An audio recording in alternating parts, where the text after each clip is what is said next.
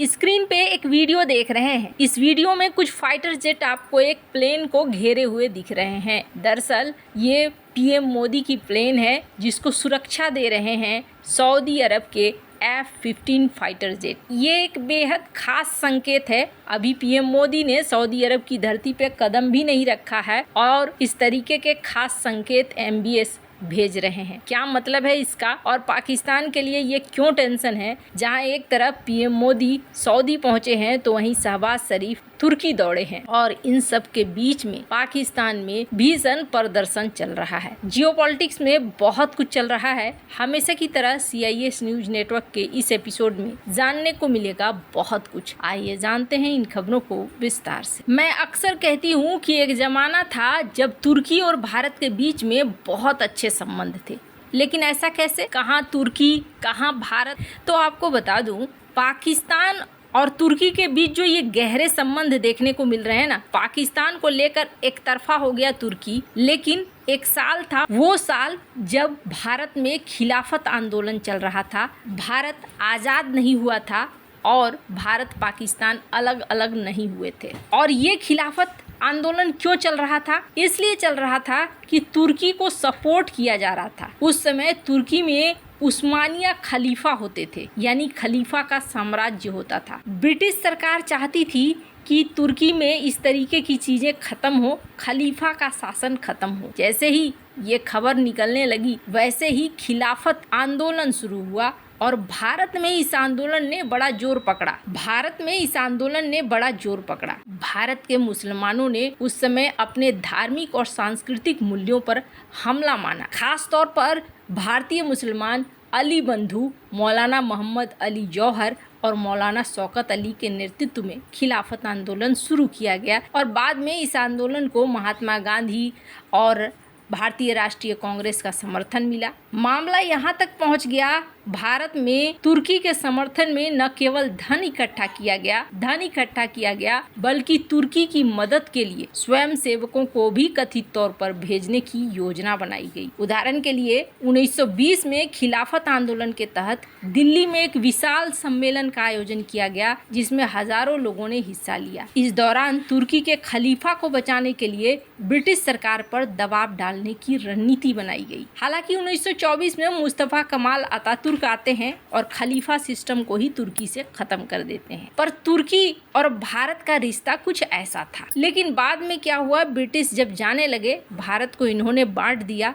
पाकिस्तान अलग कर दिया, भारत अलग कर दिया। और जो तुर्की काफी समय तक दोनों देशों से बैलेंस बनाकर चलता रहा, भारत से दोस्ती निभाता रहा, अचानक से अर्दोगन के काल में ये देखने को मिला कि तुर्की पाकिस्तान का फुल सपोर्टर हो गया। और अभी ये देखने को मिल रहा है कि पाकिस्तान अब धीरे धीरे तुर्की के तरफ अपना झुकाव दिखा रहा है और पूरा का पूरा सीन बदल रहा है। जिस सऊदी अरब के आसपास मंडराते दिखते थे पाकिस्तान के लोग, वो अब तुर्की की तरफ जा रहे हैं और सऊदी अरब भारत की तरफ आता हुआ दिख रहा है। भारतीय पीएम नरेंद्र मोदी मंगलवार को सऊदी अरब की 2 दिन की राजकीय यात्रा पर निकले। पीएम मोदी जेद्दाह में सऊदी अरब के क्राउन प्रिंस मोहम्मद बिन सलमान से मुलाकात करेंगे। पीएम मोदी ने इस यात्रा से ठीक पहले संकेत दे दिया कि भारत सऊदी अरब को हथियार देने के लिए तैयार है। अब तक पाकिस्तान और सऊदी अरब के बीच में सैन्य संबंध बहुत मजबूत रहे हैं, लेकिन प्रिंस MBS भारत के साथ रिश्ते को मजबूत कर रहे हैं। पीएम मोदी ने सऊदी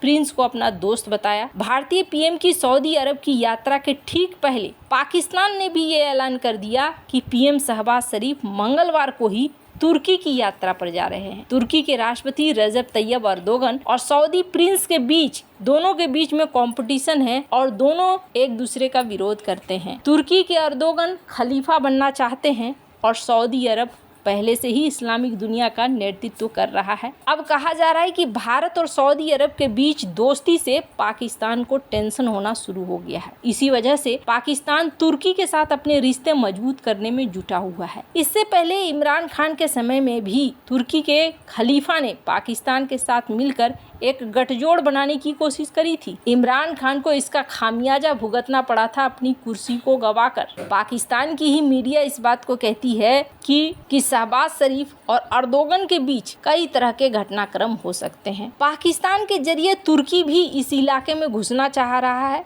ये हमने देखा कि भारत के खिलाफ तुर्की का मनोबल बढ़ता ही जा रहा है। मालदीव हो या फिर बांग्लादेश हो या पाकिस्तान, इन तीनों ही देशों को टारगेट बना रहा है तुर्की, और खास तौर पर भारत के पड़ोसी देशों। ये जो यात्रा है, ये यात्रा अचानक से हो रही है। इससे पहले फरवरी 2025 में तुर्की के राष्ट्रपति इस्लामाबाद की यात्रा पर आए थे। अब अचानक से शहबाज शरीफ अंकारा की यात्रा पर जा रहे हैं। दोनों देश अपने बीच के द्विपक्षीय व्यापार को 5 अरब डॉलर तक ले जाना चाह रहे हैं। माना जा रहा है कि तुर्की की ये यात्रा कई कारणों से हो रही है। एक कारण बांग्लादेश भी हो सकता है, जहां पाकिस्तान अपने हाथ पांव फैला रहा है। दूसरा बड़ा कारण डोनाल्ड ट्रंप का टैरिफ भी हो सकता है, जिसकी वजह से व्यापार व्यवसाय में पाकिस्तान को अच्छा खासा नुकसान हो रहा है और पाकिस्तान चाह रहा है कि व्यापार के अलग रास्ते अपनाए जाए। तीसरा, सऊदी अरब को ये दिखलाना कि भाई हम भी एक अलग दुनिया बसा सकते हैं। वैसे आपको बता दूं,